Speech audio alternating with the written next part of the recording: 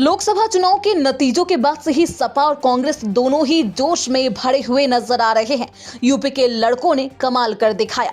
दो लड़कों का एक साथ आना भाजपा को भारी पड़ गया। बीजेपी कमाल नहीं कर पाई। जहां कमल इस बार कुम्हलाया हुआ नजर आया, तो वहीं कांग्रेस सपा की साइकिल पर सवार होकर प्रदेश भर में दौड़ लगाती हुई नजर आई। लेकिन सपा और कांग्रेस की दोस्ती में एक बार फिर से खटास आ सकता है। जी हां, राहुल गांधी और अखिलेश यादव के दिल फिर से अलग हो सकते हैं।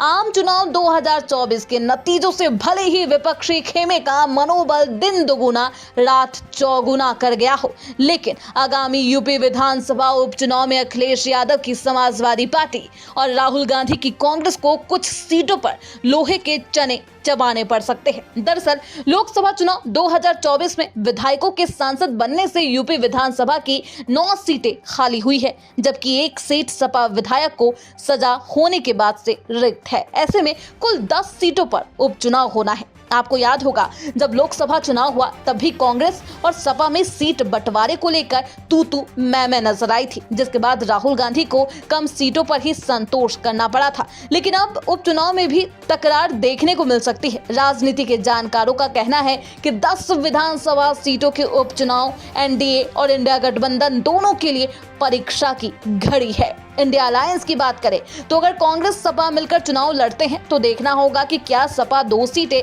कांग्रेस को देने को तैयार है, क्योंकि जिस 10 सीटों पर उपचुनाव होने हैं उनमें से 5 सीटों पर सपा ने अपनी साइकिल साल 2011 में दौड़वाई थी और फतेह भी किया था। ऐसे में देखना बेहद दिलचस्प होगा कि क्या अखिलेश यादव इतना भरोसा रखते हैं राहुल गांधी पर कि उनको उपचुनाव में 2 सीट दे दे। अगर ऐसा है तो 2027 में इंडिया गठबंधन यूपी में उपचुनाव मजबूती से लड़ सकता है। जाते जाते बताते चले कि यूपी में वो 10 सीट कौन कौन सी है जहां उपचुनाव होने हैं। तो इन सीटों में करहल, जहां से अखिलेश यादव ने इस्तीफा दिया है, मिल्कीपुर, सीसामऊ, कुंदरकी, गाजियाबाद, फूलपुर, मछुआ, कठेरी, खैर और मीरापुर शामिल है।